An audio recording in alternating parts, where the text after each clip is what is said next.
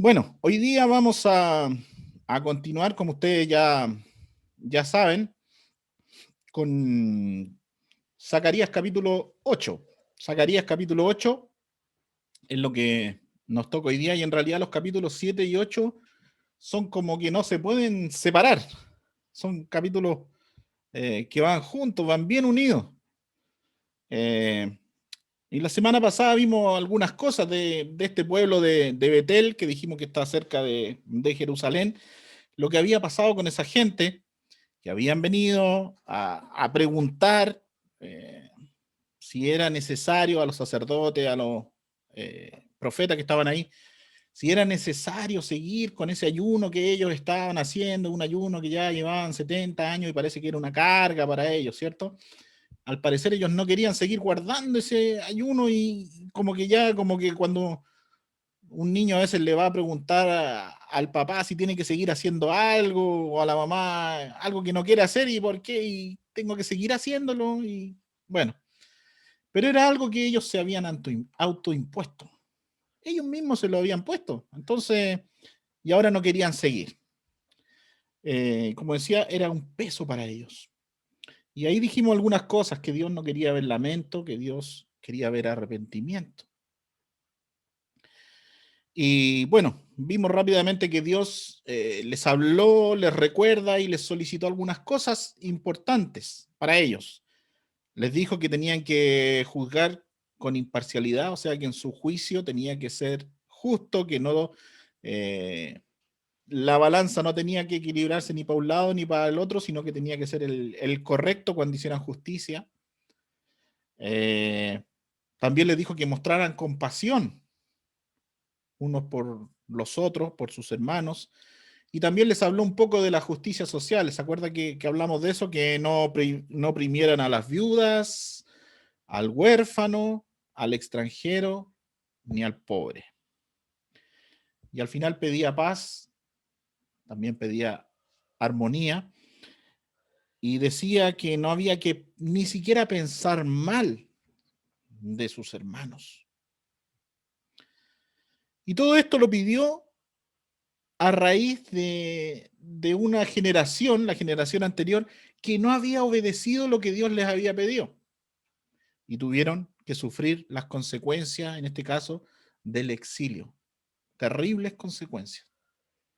Todo lo que implica el exilio. Y antes de salir al exilio, eso implica muchas cosas también. Cuando vienen los otros y hacen el sitio de la ciudad queda cerrada y no se puede obtener comida ni muchas cosas. A veces cerraban también los conductos, los que llevaban el agua y todo eso, y era muy triste cuando pasaban esas cosas en la antigüedad. Y todo eso tuvieron que sufrirlo también el pueblo por la desobediencia. Entonces, ahora vamos a leer en el capítulo 8 de Zacarías. Los invito a que todos vayan a buscar el capítulo 8 de Zacarías. Igual va a aparecer en la pantalla, igual que la semana anterior. Pueden poner la pantalla ahí grandecito para que lo puedan ver. Zacarías capítulo 8. Vamos a comenzar a ver desde el versículo 1 en adelante hasta el final, que es el versículo 23. 23, sí. Zacarías 8 del 1 al 23. Vamos a ver, dice así: vino a mí palabra de Jehová de los ejércitos, diciendo, así ha dicho Jehová de los ejércitos, celé a Sión con gran celo, y con gran ira la celé. Así dice Jehová, yo he restaurado a Sión, y moraré en medio de Jerusalén, y Jerusalén se llamará ciudad de la verdad, y el monte de Jehová de los ejércitos, monte de santidad. Así ha dicho Jehová de los ejércitos, aún han de morar ancianos y ancianas en las calles de Jerusalén, cada cual con bordón en su mano por la multitud de los días. Y las calles de la ciudad estarán llenas de muchachos y muchachas que jugarán en ellas. Así dice Jehová de los ejércitos, sí, esto parecerá maravilloso a los ojos del remanente de este pueblo en aquellos días, también será maravilloso delante de mis ojos, dice Jehová de los ejércitos. Así ha dicho Jehová de los ejércitos, he aquí, yo salvo a mi pueblo de la tierra del oriente y de la tierra donde se pone el sol. Y los traeré y habitarán en medio de Jerusalén, y me serán por pueblo, y yo seré a ellos por Dios en verdad y en justicia. Así ha dicho Jehová de los ejércitos, esfuércense vuestras manos, los que oís en estos días estas palabras de la boca de los profetas, desde el día que se echó el cimiento a la casa de Jehová de los ejércitos para edificar el templo. Porque antes de estos días no ha habido paga de hombre ni paga de bestia, ni hubo paz para el que salía, ni para el que entraba a causa del enemigo. Y yo dejé a todos los hombres cada cual contra su compañero. Mas ahora no lo haré con el remanente de este pueblo como en aquellos días pasados, dice Jehová de los ejércitos, porque habrá simiente de paz. La vid dará su fruto y dará su producto a la tierra, y los cielos darán su rocío, y haré que el remanente de este pueblo posea todo esto. Y sucederá que como fuisteis maldición entre las naciones, oh casa de Judá y casa de Israel, así os salvaré y seréis bendición. No temáis, mas esfuércense vuestras manos, porque así ha dicho Jehová de los ejércitos. Como pensé haceros mal cuando vuestros padres me provocaron a ira, dice Jehová de los ejércitos, y no me arrepentí. Así, al contrario, he pensado hacer bien a Jerusalén y a la casa de Judá en estos días. No temáis. Estas son las cosas que habéis de hacer. Hablad verdad cada cual con su prójimo. Juzgad según la verdad y lo conducente a la paz en vuestras puertas. Y ninguno de vosotros piense mal en su corazón contra su prójimo, ni améis el juramento falso, porque todas estas son cosas que aborrezco, dice Jehová. Vino mi palabra de Jehová de los ejércitos, diciendo, así ha dicho Jehová de los ejércitos, el ayuno del cuarto mes, el ayuno del quinto, el ayuno del séptimo y el ayuno del décimo se convertirán para la casa de Judá en gozo y alegría y en festivas solemnidades. Amad pues la verdad y la paz. Así ha dicho Jehová de los ejércitos. Aún vendrán pueblos y habitantes de muchas ciudades, y vendrán los habitantes de una ciudad a otra y dirán, vamos a implorar el favor de Jehová y a buscar a Jehová de los ejércitos. Yo también iré. Y vendrán muchos pueblos y fuertes naciones a buscar a Jehová de los ejércitos en Jerusalén y a implorar el favor de Jehová. Así ha dicho Jehová de los ejércitos. En aquellos días acontecerá que 10 hombres de las naciones, de toda lengua, tomarán del manto a un judío, diciendo, iremos con vosotros, porque hemos oído que Dios está con vosotros.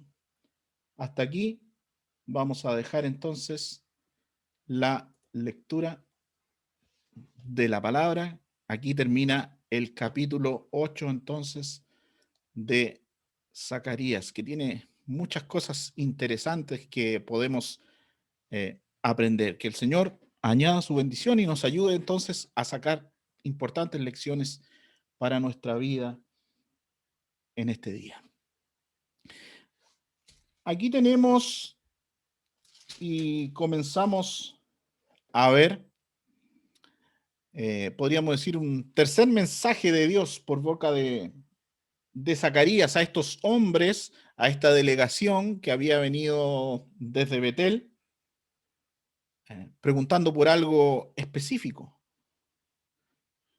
Y Zacarías comienza hablándole, como ha dicho muchas veces, así ha dicho Jehová de los ejércitos. Él estaba aclarando que las palabras no eran suyas, eran palabras que provenían de Dios mismo. Lo primero que él tenía que aclarar. Y qué bueno es cuando nosotros hablamos y decimos, voy a hablar o algún hermano habla, le toca hablar y decimos es palabra de Dios. Y eso es verdad. Eso es lo mejor que podemos decir. No palabra de hombre, sino que la palabra de Dios. Y aquí él estaba aclarando que esto era palabra de Dios. También tenemos que entender, ahí habla a veces de Sión y de Jerusalén. Nosotros tenemos que entender que Sión y Jerusalén es lo mismo. Ahí dice Zacarías 9:9, alégrate mucho, hija de Sión, da voces de júbilo, hija de Jerusalén. He aquí tu rey vendrá a ti, justo y salvador, humilde, y cabalgando sobre un asno, sobre un pollino, hijo de asna. Este versículo también es una profecía acerca del Señor Jesús. ¿Recuerdan? Cuando él entraba a Jerusalén, cuando él entró a Jerusalén. Y también habla de Sión y de Jerusalén. Entonces, para que lo entendamos y no nos confundamos un poco, podemos decir que es el mismo lugar o está hablando del mismo lugar. Y aquí el Señor nos decía entonces, se lee a Sión con gran celo. Se lee a Sión con gran celo, con gran ira la se lee. Y pensaba yo, ¿cómo puede Dios celar, tener celos de una ciudad, en este caso de Jerusalén, en la ciudad santa? ¿Por qué? Bueno, Jerusalén era la ciudad donde vivía el rey. Jerusalén es una ciudad que siempre ha sido especial para Dios, ¿cierto? Estaba el templo. Y en el templo, ¿qué es lo que había? Estaba el arca del testimonio, el arca del pacto. Esa que trajeron por el desierto, que tuvieron en el tabernáculo, estaba ahí. Entonces, Dios, podríamos decir, tenía celo de ese lugar porque Él es santo y Él exigía pureza. Dios siempre ha exigido pureza, santidad. Pero Jerusalén, ¿qué había pasado en ese tiempo? Ya sabemos qué pasó en ese tiempo. Estaba en planes de reconstrucción. ¿Por qué? Porque había sido destruida. Podríamos decir, había sido mancillada. Por eso se habla del celo. Podríamos ver del amor del esposo con la esposa. A veces dicen, no, los celos no son buenos, pero uno debe tener siempre un poco de celo por su esposo, por su esposa, para cuidarla, para defenderlo. Y la ciudad santa, el lugar santo, había sido mancillada por los extranjeros. A tal punto había sido mancillada que el rey Belsasar, que vino después de Nabucodonosor, el rey Belsasar de Babilonia, hijo de Nabucodonosor, dice la Biblia, hizo un banquete un día. ¿Se acuerdan ese día de la escritura en la pared? ¿Y qué hizo? Su padre había traído las copas de plata y las copas de oro del templo. Y él no halló nada mejor que sacarlas de donde su padre las había guardado y en su fiesta usarlas para tomar vino con sus amigos, con las concubinas, con toda la gente que estaba ahí. Y ahí pasó esto de la escritura en la pared. Eso está en Daniel capítulo 5, por si alguien lo quiere leer después. Eso pasó. Entonces había sido mancillada a tal punto, no solamente destruida en el tiempo, que había sido sitiada, saqueada, quemada, sino que más encima habían hecho esto. Y todo esto fue a causa de que, si nosotros vamos al fondo del asunto, podemos ver que fue a causa de la infidelidad del pueblo. Porque el pueblo no había hecho lo correcto. No había hecho las cosas como Dios les había dicho que tenían que hacerlas. Y a continuación de esto, podemos ver que viene una gran promesa para el pueblo. Vienen las buenas noticias. Dios promete restauración. Y nos dice ahí, yo he restaurado a Sion y moraré en medio de Jerusalén. Y Jerusalén se llamará ciudad de la verdad. Y el monte de Jehová de los ejércitos, monte de santidad. Todo va a ser restaurado. Va a ser llamado nuevamente de esa forma. Promete devolverle toda su gloria, todo el esplendor que tenía. Hasta el momento era una ciudad que todavía estaba en ruinas. El templo se había empezado a construir hace unos 2 años y todavía faltaban unos 2 años más para terminar de construirlo. Estaba habitada solamente en parte, no todos habían vuelto. Y según los versículos que vemos, parece que la ciudad estaba careciendo de dos cosas primordiales, dos cosas fundamentales para la sociedad: los ancianos y los niños. A veces los ancianos, muchos dicen, no, pero si ya son los ancianos, ¿cómo van a ser fundamentales? ¿Saben que los ancianos son fundamentales para la sociedad? Y en ese tiempo, más todavía. Hoy día hay muchos que no respetan a los ancianos, pero en ese tiempo se tenía mucho respeto por los ancianos. Podríamos decir que sin los ancianos no había sabiduría. Y no hay sabiduría sin los ancianos. Cuando yo leía este pasaje y estos versículos, vino a mi mente el tiempo de Roboam, que está ahí en Primera de Reyes 12 y en Segunda Crónicas 10. Cuando los ancianos le dieron un consejo y le dijeron, mira, parece que tienes que bajar un poco la mano, baja unas marchas, porque la cosa está muy dura. Si tú haces de esta forma, si actúas de esta forma con el pueblo te va a seguir siempre. Los ancianos le dijeron eso. ¿Y qué pasó? Él fue donde los jóvenes. Y los jóvenes le dijeron, no, tienes que endurecer más la mano. Y ese fue y el resultado fue terrible. Por no obedecer a los ancianos. Y esta es una lección para nosotros, para los que todavía no somos ancianos, ancianos de edad, digo, ¿cierto? Porque tenemos a los ancianos aquí también. Tenemos a Mario, tenemos a Alberto. Pero también es bueno, en este caso, hacerle caso a ellos, pedirle consejo a ellos. Pero los ancianos, la gente de edad es muy importante,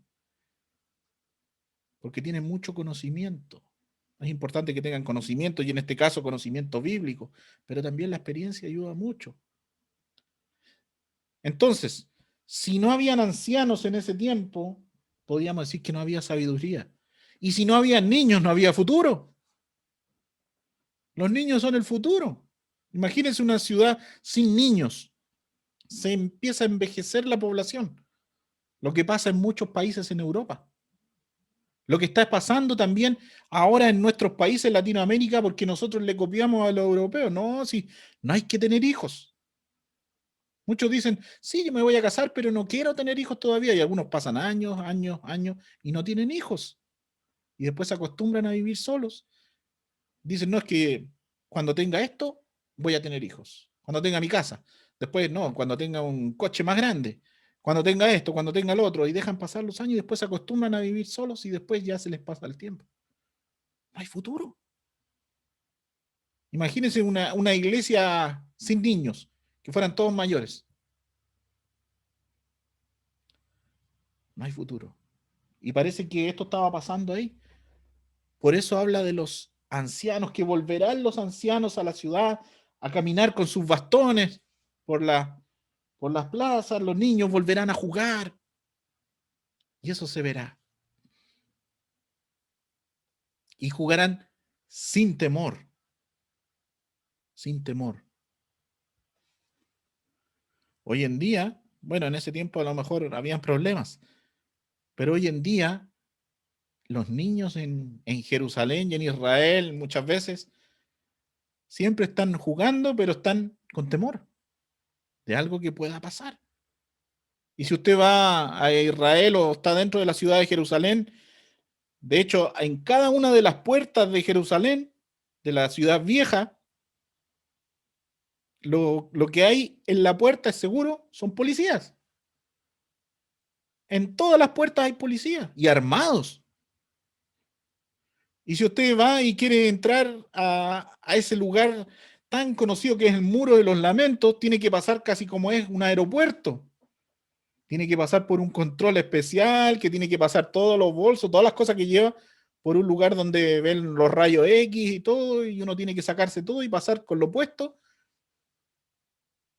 Así es hoy en día. Pero un día será diferente. En el reino futuro, dice ahí en Isaías capítulo 65, versículo 20,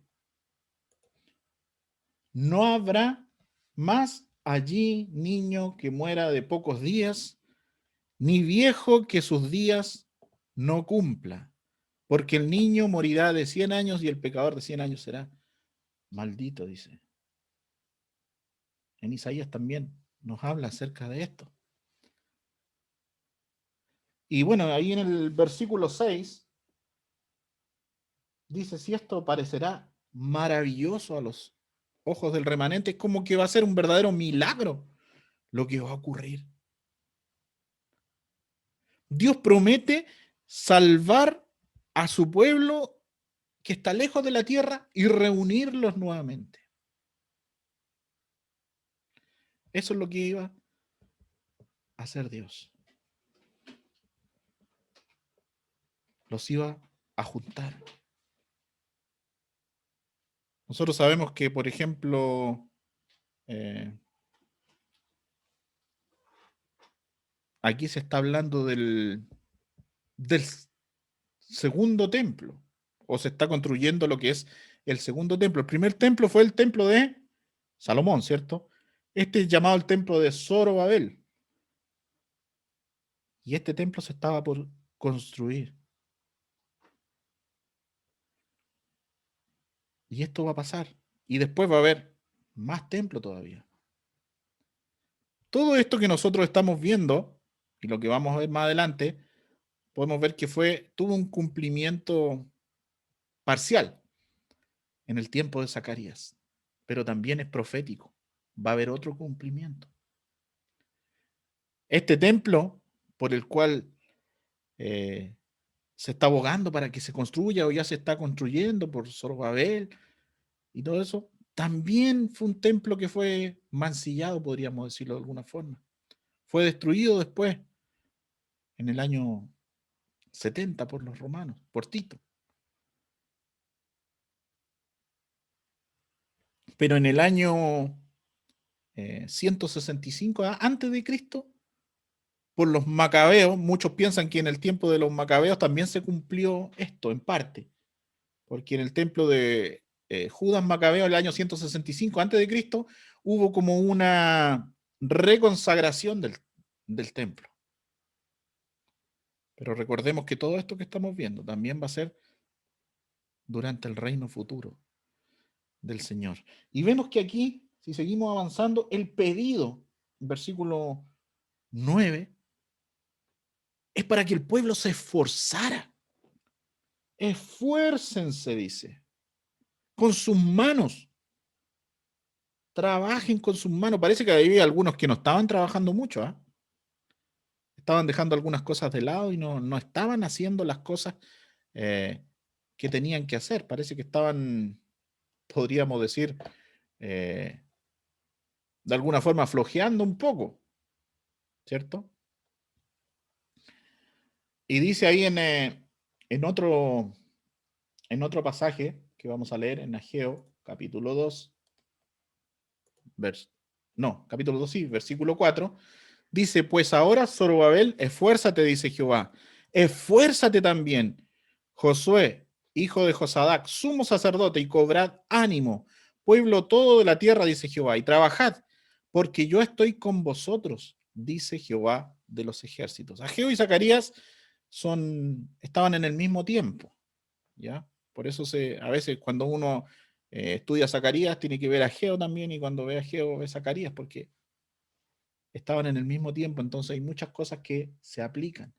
Ahí habla de Zorobabel y le dice, esfuérzate. Había que esforzarse. Parece que no estaban esforzándose lo suficiente en hacer el trabajo, en hacer la obra para Dios. Porque antes de estos días no ha habido paga de hombre, y sigue diciendo algunas cosas. Y vamos a ver otro versículo también en Ageo. 1:9. Buscáis mucho y halláis poco, y encerráis en casa, y yo lo disiparé en un soplo. ¿Por qué? Dice Jehová de los ejércitos, por cuanto mi casa está desierta, y cada uno de vosotros corre a su propia casa. Estaba pasando eso. ¿Eh? La casa del Señor, podemos decir, estaba desierta. El templo todavía parece que estaban dejando de lado, estaban preocupándose de sus casas, de reconstruir lo suyo, que también es algo lícito, pero estaban dejando de lado las cosas de Dios. Y eso también es una lección para nosotros. ¿Cuánto tiempo le damos a nuestras cosas y cuánto tiempo le damos a las cosas de Dios? El otro día en el aniversario yo veía unas fotos que mostraban cuando construyeron la iglesia, por ejemplo, ahí en Mario Bravo. Y yo estoy seguro que hay muchos hermanos que hasta quizás dejaron de comer por ofrendar para dar para que se construyera la iglesia, para tener el lugar y para que se construyera, y de a poco y fueron comprando los ladrillos y se hizo la mezcla y todas las cosas, y se esforzaron mucho. Y a lo mejor dejaron muchas cosas de lado de su vida por la obra de Dios, por tener luego un lugar donde reunirse. Ellos querían reunirse prontamente y les faltaba el lugar. Pero parece que aquí estaba pasando eso. No estaban trabajando, no le estaban poniendo ni dedicando el tiempo que tenían que dedicarle. Y el trabajo no estaba produciendo el fruto que Dios quería. Aparte que tenían sus enemigos que no los dejaban de asediar, pero aquí se habla de que la bendición vendría. Vendría por diversas áreas, vendría un tiempo de paz, la tierra sería fructífera, se acabaría la sequía. También hubo una sequía en ese tiempo. En Ageo 1:1 dice, y llamé la sequía sobre esta tierra y sobre los montes, sobre el trigo, sobre el vino, sobre el aceite, sobre todo lo que la tierra produce, sobre los hombres y sobre las bestias y sobre todo trabajo de manos. Había una sequía, hubo una sequía, pero ya se iba a acabar eso. No habría más maldición, ahora serían de bendición. Por eso digo que parece que el pueblo estaba siendo un poco flojo con el trabajo. Versículo 9 y el 13 los llama y les dice, esfuércense, esfuércense. Los dos versículos claramente les dice, Dios estaba dispuesto a no, podríamos decir de alguna forma, castigarles por la ira a la que el pueblo le había provocado, por no hacer las cosas bien anteriormente. Y ahora Dios quería hacerles todo el bien, quería bendecirles, les dice que no teman, y como que les reitera algunas cosas que les había pedido en el capítulo anterior, en el 7 que vimos la otra semana. Les dice que no mientan, que no se engañen entre ellos, que juzguen con verdad. Esas cosas las vimos la semana pasada. Que busquen la paz, que no piensen mal de sus hermanos. Todo eso les está diciendo ahí. Que no juren falsamente. Todas esas cosas les pidió comportamiento, les pidió que fueran sinceros, que dejaran de pecar, podríamos decir en otras palabras. Y después más adelante viene otro mensaje más de parte de Dios nuevamente al pueblo por medio de Zacarías. Vino a mí palabra de Jehová, dice el 18, de los ejércitos. Otra vez, él dice, es palabra de Dios. No es palabra mía, es palabra de Dios. Y aquí recién viene la respuesta a lo que ellos habían preguntado en el capítulo 7. Yo creo que ellos estaban esperando ya, pero ¿qué pasa con los ayunos? ¿Y qué pasa con el ayuno que vinimos a preguntar? Todavía no nos contesta. Bueno, a la delegación de Betel ahora se les contesta. Y es más, ellos habían venido a preguntar por un ayuno específico, ¿cierto?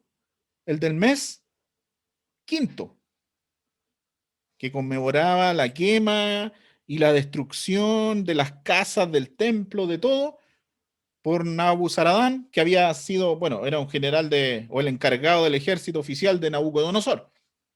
Por eso se atribuye a Nabucodonosor, ¿cierto? Pero Nabucodonosor no fue a quemar, fue Nabuzaradán con sus soldados. Pero después, en el capítulo 7, vemos que se agregó otro ayuno que era por el asesinato de Gedalías, el del mes séptimo. Y ahora podríamos decir se agregan dos más. El del mes décimo, el 10º día del 10º mes, había también otro ayuno, que era para conmemorar la llegada de Nabucodonosor y el comienzo de cuando empezaron a sitiar la ciudad, cuando la cerraron, cuando la cercaron por todos lados y ya nadie podía entrar ni salir. Ese era otro ayuno que había. Y después había otro más. El 9º día del mes cuarto era otro, que es cuando ya terminó, podríamos decir, el sitio y los muros de la ciudad de Jerusalén fueron traspasados. Tenían para celebrar, para conmemorar, todo. Todo estaban conmemorando, todos esos ayunos los tenían y ellos los estaban guardando. Cuatro ayunos. Estos ayunos recordaban momentos de tristeza para el pueblo. Estos ayunos eran ayunos autoimpuestos por el pueblo. ¿Sabe qué? Ellos seguramente lo hacían de todo corazón, se compungían de corazón cuando hacían estas fiestas, pero eran cosas que ellos se habían autoimpuesto. Ellos lo hacían de todo corazón, pero eran una carga. Y lo estaban llevando ya por 70 años con esa carga. Pero ahora el Señor les dice, todos estos ayunos los vamos a cambiar. Ya no van a ser tristeza, van a ser fiestas solemnes, pero alegres. Esto vamos a hacer. Y esto me hacía pensar en un salmo, en el Salmo 30, que también tiene que ver un poco cuando estaban dedicando. Algunos dicen, ahí en algunas Biblias dice que estaban dedicando el templo, el primer templo. Dice el Salmo 30, 11, en la NTV, para que sea más claro. Tú cambiaste mi duelo en alegre danza, me quitaste la ropa de luto y me vestiste de alegría, para que yo te cante alabanzas y no me quede callado, Señor mi Dios, por siempre te daré gracias. Anteriormente, el Señor también escribió esto a David. Tú cambiaste mi duelo en alegre danza. Era lo que estaba pasando en este momento. El Señor estaba cambiando todos estos duelos, estos lutos que tenían, estos ayunos que eran por lutos en general, en alegre danza, lo estaba cambiando en festividades. Dios quería bendecirles para que el pueblo se olvidara de todos esos sufrimientos que habían tenido. Que amaran la verdad, que amaran la paz. Y también después en los versículos finales menciona que la prosperidad de Israel sería tanta que sería reconocida por todo el mundo. Y muchos reconocerán, dice, que Dios es el motivo de esa prosperidad. No sería prosperidad cualquiera porque llegó, porque fueron muy trabajadores, porque hicieron las cosas bien. No, fue porque vino de Dios. Dios es el motivo de esa prosperidad. Y dice que muchos irán hasta la ciudad santa, a esa ciudad, Jerusalén, para implorar el favor de Dios. Incluso dice, vendrán fuertes naciones.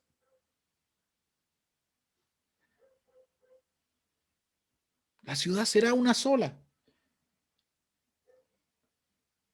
Si nosotros vamos hoy día a Jerusalén, específicamente a la ciudad vieja, vamos a encontrar esto, que la ciudad está dividida en 4 cuartos.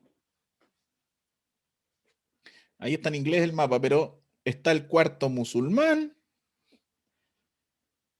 que si ustedes van a Israel, ahí es donde tienen que comprar, es más barato. El cuarto cristiano, el cuarto armenio y el cuarto judío. La ciudad está dividida en 4 cuartos o 4 barrios, podríamos decir. Son barrios que hay. Unos están perfectamente separados. Hasta la construcción se ve un poco distinta y la gente que uno va viendo al pasar por los 4 cuartos se ve diferente. Un día nosotros fuimos con Naldi y tuvimos la oportunidad de tomar un tour así que era gratuito, que estaba en una de las puertas, que entraba por el cuarto musulmán o de los árabes, y era en inglés, sí, y era caminar toda la ciudad, caminar. Y pasamos por los 4 cuartos, y uno podía ir viendo, y había murallas, y había un montón de cosas, construcciones antiguas de los primeros tiempos, pero uno se podía dar cuenta de la gente, cómo iba cambiando. Al llegar al cuarto judío ese día era viernes, me acuerdo, y era en la tarde. Y cuando llegamos al cuarto judío, que fue el último, antes de llegar ahí al muro, la gente empezaba a correr, todos estaban corriendo porque los judíos ya se acercaba el Shabbat y todos corriendo, arreglados bien y todo. Pero es una ciudad que estaba dividida. Bueno, en ese tiempo será una sola. El pueblo comenzará, podríamos decir, a volver a su tierra. En Israel, la población son como 8.8 millones más o menos, pero se dice que los que se consideran judíos en Israel son más o menos 6.8 millones. En Estados Unidos, los que se consideran judíos son como 5.7 millones. En Argentina, son unos 200.000 más o menos. Tienen el quinto lugar a nivel mundial, ¿eh? Es el primero en Latinoamérica. Después los otros van mucho más abajo. Y hay mucha gente que es judía. Y dice que todos van a empezar a volver. Y uno puede ver, hay gente que está volviendo. Por ejemplo, si yo le pregunto a Agustín, le digo, ¿quién es Lázaro Jaime Silverman? ¿Quién es Agustín? ¿No sabe? ¿Sabe quién es ese caballero? Es el verdadero nombre, es un nombre judío, Lázaro Jaime Silverman. Él es un relator argentino, comentarista, Marcelo Araujo. Ese es su nombre. Es judío.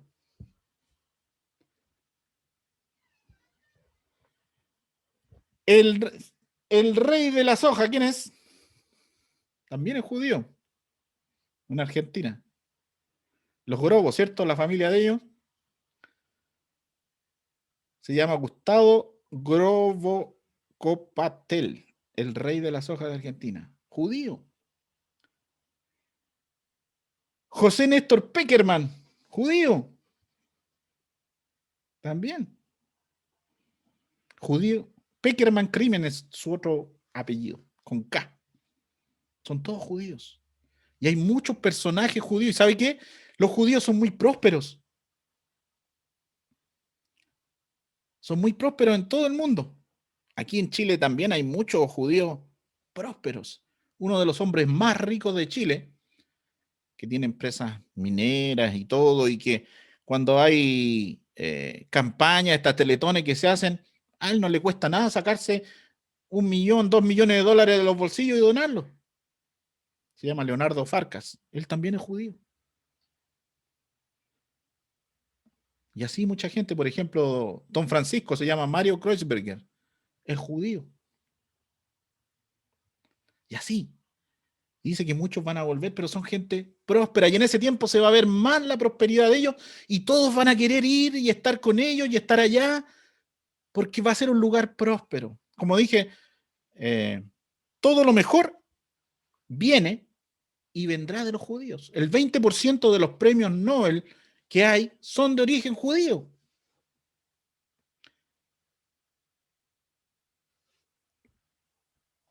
Todo esto, la verdad es que se va a cumplir en un día. Se cumplió en parte, solamente en parte en los tiempos de Zacarías, pero se va a cumplir mucho más en un tiempo, cuando venga el reino de Cristo. Y al final dice, 10 hombres de las naciones de toda lengua tomarán del manto a un judío. En otra versión dice, se asirán de la falda del manto. Eso quiere decir que buscarán su protección, su bendición. ¿Sabe qué? Esto me hacía pensar cuando la mujer tocó el manto de Jesús. Ella quería eso, quería ser salva, quería librarse de ese yugo que tenía por tantos años. Y lo único que ella pensó, si tan solo tocar el borde de su manto. Y aquí está hablando de los que quieren tocar el manto de un judío porque van a ser bendecidos. Como decía, todo esto va a tener un cumplimiento total en el reino milenial de Cristo. Antes fue parcial. ¿Saben qué? Hay algunos que todavía guardan esos ayunos. Esos 4 ayunos que menciona ahí, hay judíos que todavía los guardan. ¿Saben por qué? Porque dicen, cuando el templo sea reconstruido, verdaderamente va a ser fiesta, va a ser alegría. Y todavía los guardan algunos en estos días, hasta que venga y esté el templo. En los primeros capítulos, y ahora vamos terminando ya, la consigna, podríamos decir, ha sido reconstruir el templo y reconstruir todo, las vidas, podríamos decir. En 1 Corintios capítulo 6, 19 se dice que nosotros somos templo también del Espíritu Santo, nuestro cuerpo, pero también nuestra espiritualidad. Todos nosotros llevamos el Espíritu Santo como creyentes dentro. Seamos creyentes nuevos, seamos creyentes de algunos años, de muchos años, todos tenemos algo en común, tenemos el Espíritu Santo con nosotros. ¿Cómo está nuestro templo espiritual, podríamos decir? ¿Está reconstruido? ¿Está bien? ¿Está con algunos daños? En pie, pero con daños. Está en proceso de reconstrucción. A lo mejor ha tenido alguna dificultad, algún problema, algún pecado que lo tiene abajo. ¿Está en reconstrucción o está en ruinas? ¿Cómo estamos? Dios quiere bendecirnos. Así como quería bendecir al pueblo en ese tiempo, a nosotros también nos quiere bendecir. ¿Y sabe qué? Ni siquiera podemos imaginar el tipo de bendición. Si nosotros decimos en este tiempo, Dios me ha bendecido, eso es nada comparado con la bendición eterna que vamos a tener. Los que somos sus hijos. Yo no sé si aquí todos los que están son hijos de Él. Si hay alguien que no es un hijo de Dios, no espere más tiempo. No espere más. Acérquese al Señor, pídale perdón por su pecado, diga que el Señor Jesús murió en la cruz, derramó su sangre para salvarle. Pídale perdón por su pecado.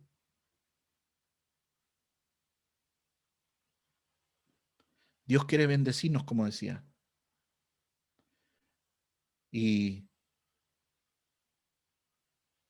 no nos pide, Dios no es que pida condiciones, porque Él lo hace solamente por amor, pero Dios quiere que seamos obedientes también a Él. A veces decimos que Dios no me bendice, pero nosotros no nos portamos bien con Dios. Y no es que tanto que Dios nos castigue, sino que tenemos consecuencias de las cosas malas que hacemos, de nuestros malos actos. Dios pide obediencia. Y eso es lo que le pedía al pueblo, obediencia. Hoy podemos recibir muchas bendiciones, así como los del tiempo de Zacarías. Pero en la eternidad vamos a recibir muchísimas más. Seamos obedientes a Dios. Y me gusta mucho cómo termina este capítulo. Dice, iremos con vosotros, porque hemos oído que Dios está con vosotros. Hermanos, hay gente a nuestro alrededor que quiera estar, que quiera acercarse al Señor, porque ha oído, y no solamente oído, sino que ha visto en nuestra vida que Dios está con nosotros. Ellos pueden decir a lo mejor sin que nosotros hablemos, Dios está con él. Dios está con ella. Dios está con Alberto, con Mario, con Rolo, con Hugo, con Juan José, con Carlos, con Marga, con... Estoy viéndolo a todos, aquí los que tengo en la pantalla, con Flor, con Patrick, con Ramón, Rosana, Alejandro, con Claudio. Dios está con él. No tanto por lo que hablemos, porque a veces nosotros hablamos mucho, pero nuestro testimonio a veces quita todo eso que podemos hablar bien. Por eso es importante. Iremos con vosotros porque hemos oído que Dios está con vosotros. Qué hermoso sería que mucha gente pueda llegar y más todavía. Yo cuando fui hace 3 años, hay muchos de los que están aquí que no los conozco y me alegra, me goza el poder ver que la iglesia crece. Y que muchos puedan decir, hemos oído que Dios está con vosotros, pero también hemos visto en las vidas, en el testimonio, que Dios está con vosotros. Que ese sea el sentir que nos quede de esto y que seamos obedientes a Dios. Dios quiere bendecirnos, pero a veces nosotros somos los que impedimos en cierta forma que Dios nos bendiga, porque somos desobedientes. Examinémonos cada uno y hagamos las correcciones que tenemos que hacer. Vamos a orar para terminar. Dios, te damos las gracias por este tiempo. Gracias porque podemos aprender en estos hermosos pasajes. Oh Dios, que quizás fueron escritos en un tiempo especial para un pueblo, pero también tienen un cumplimiento más adelante. Pero sabemos que la Biblia es para nosotros y de toda la Biblia podemos sacar lecciones importantes. Ayúdanos, oh Dios, a ser obedientes a ti. Si hay cosas que tenemos que cambiar, si hay pecados que tenemos que confesar, que lo hagamos para que tú puedas obrar a través nuestro y no seamos impedimento para que otros vengan a ti, sino que puedan venir porque somos de testimonio y otros quieran ir porque te ven a ti a través nuestro. Gracias te damos por este tiempo, te agradecemos por todo esto. En el nombre del Señor Jesús oramos. Amén.